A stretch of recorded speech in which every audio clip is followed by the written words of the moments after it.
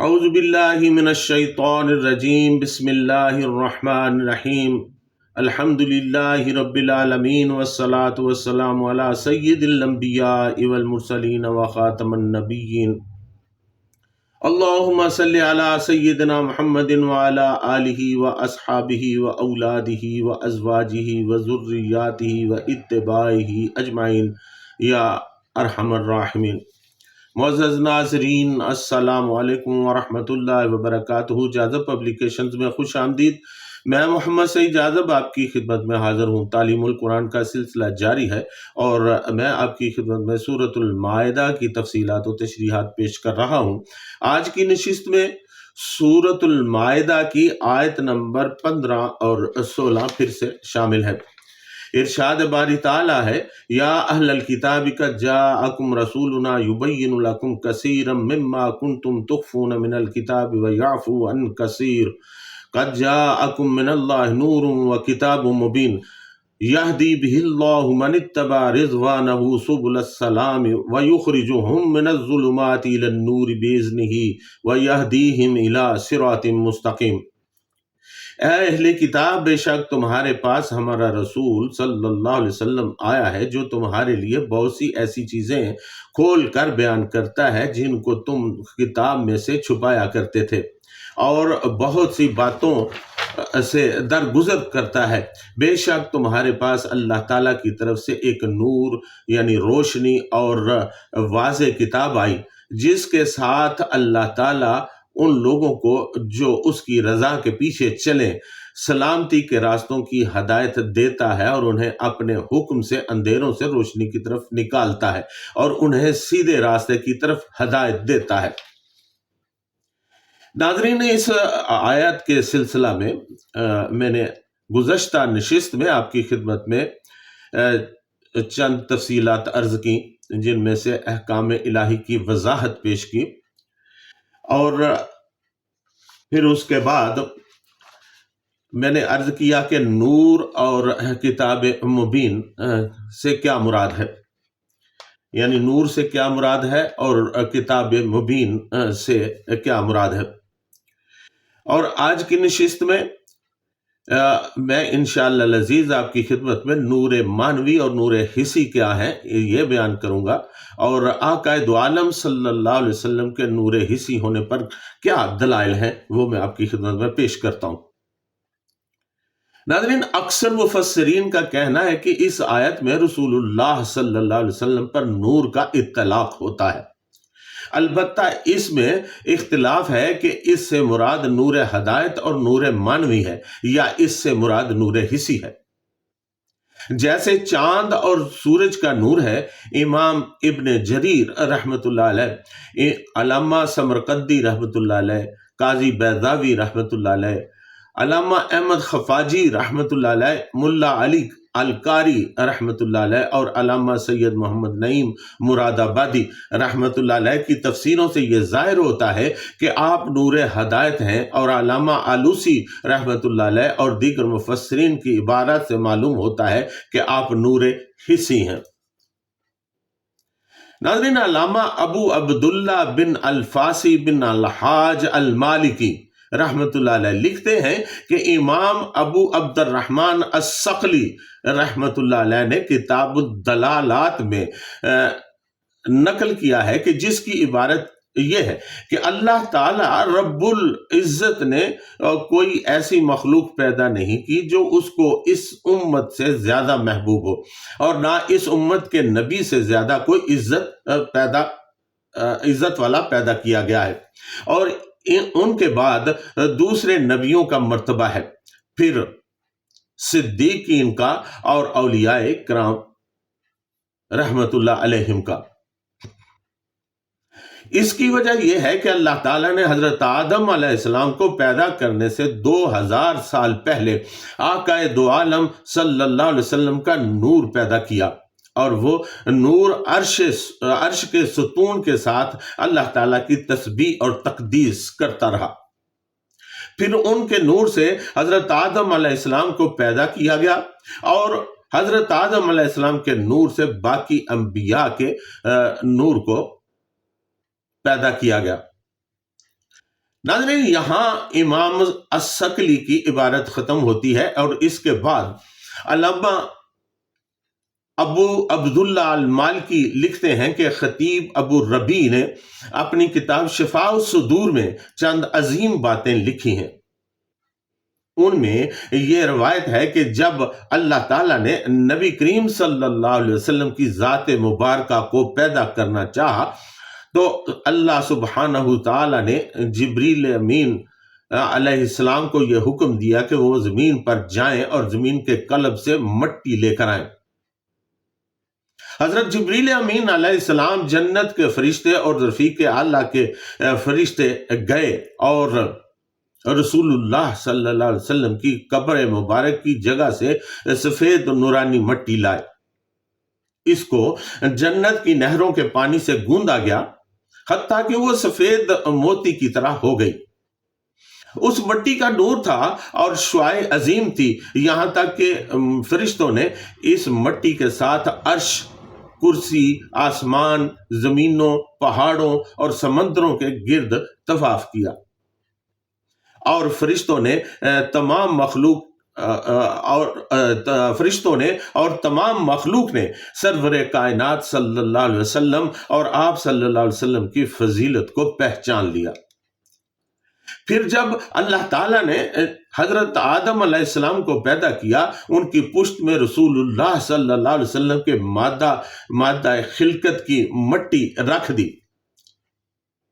حضرت آدم علیہ السلام نے اپنی پشت میں پرندوں کی آواز کی مانند اس کی آواز سنی۔ حضرت آدم علیہ السلام نے کہا، اے میرے رب، یہ آواز کیسی ہے؟ فرمایا، یہ محمد صلی اللہ علیہ وسلم کے نور کی تسبیح ہے،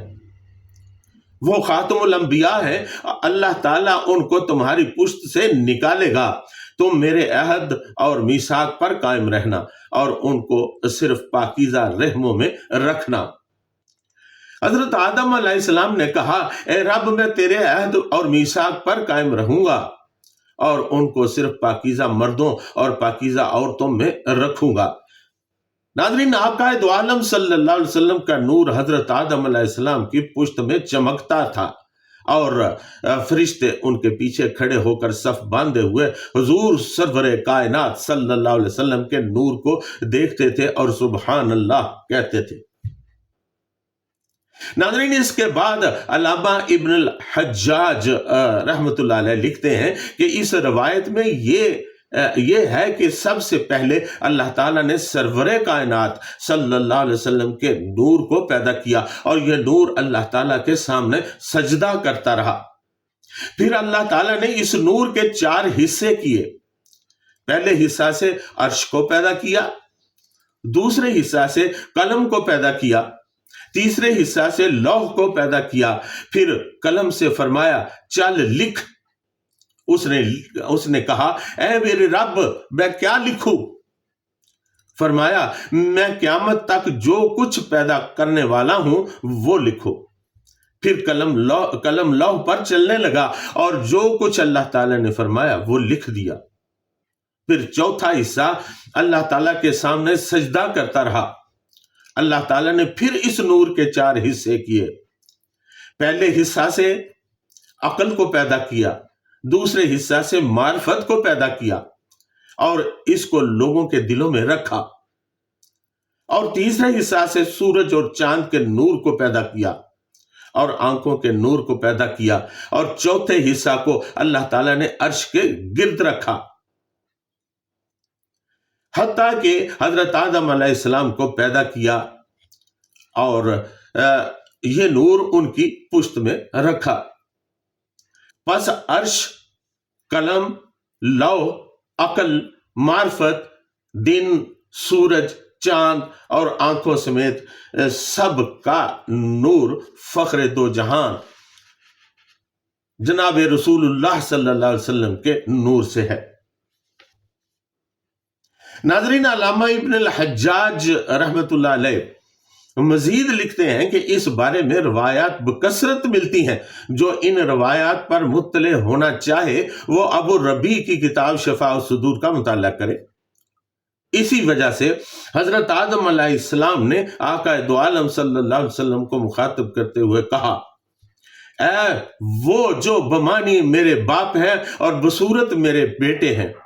اور امام ترمذی رحمۃ اللہ علیہ نے حضرت ابو ہریرہ رضی اللہ تعالیٰ عنہ سے روایت کیا ہے کہ میں نے عرض کیا، یا رسول اللہ صلی اللہ علیہ وسلم، آپ کے لیے نبوت کب ثابت ہوئی؟ آپ صلی اللہ علیہ وسلم نے فرمایا،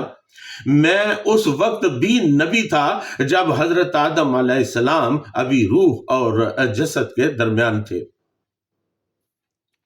ناظرین، علامہ میر سید شریف جرجانی رحمۃ اللہ علیہ لکھتے ہیں کہ حکماء نے کہا ہے کہ سب سے پہلے اللہ تعالیٰ نے عقل کو پیدا کیا، جیسا کہ صریح حدیث میں وارد ہے۔ بعض علماء نے کہا اس حدیث اور دوسری 2 حدیثوں میں مطابقت ہے۔ وہ حدیثیں یہ ہیں، پہلی، اللہ تعالیٰ نے سب سے پہلے قلم کو پیدا کیا، دوسری، اللہ تعالیٰ نے سب سے پہلے میرے نور کو پیدا کیا۔ اور مطابقت اس طرح ہے کہ معلول اول اس لحاظ سے کہ صرف اس کی ذات کا بحیثیت مبدا تعقل کیا جائے تو وہ عقل ہے، اور اس لحاظ سے کہ وہ باقی موجودات اور نفوس علوم کے صدور میں واسطہ ہے تو وہ قلم ہے، اور اس لحاظ سے کہ وہ انوار نبوت کے اضافہ میں واسطہ ہے وہ سید الانبیاء کا نور ہے۔ ناظرین، علامہ بدر الدین محمود بن احمد عینی حنفی رحمۃ اللہ علیہ لکھتے ہیں کہ اگر یہ اعتراض کیا جائے کہ امام احمد رحمۃ اللہ علیہ اور امام ترمذی رحمۃ اللہ علیہ نے سند صحیح کے ساتھ حضرت عبادہ بن صامت رضی اللہ تعالیٰ عنہ سے مرفوعاً روایت کیا ہے کہ سب سے پہلے اللہ تعالیٰ نے قلم کو پیدا کیا، پھر اس سے فرمایا لکھ، تو اس نے قیامت تک جو کچھ ہونے والا ہے لکھ دیا۔ حضرات حسن رحمۃ اللہ علیہ، عطا رحمۃ اللہ علیہ اور حضرت مجاہد رحمۃ اللہ علیہ نے اسی قول کو اختیار کیا ہے، اور علامہ ابن جریر رحمۃ اللہ علیہ اور علامہ عبد الرحمن الجوزی رحمۃ اللہ علیہ کا بھی یہی مذہب ہے۔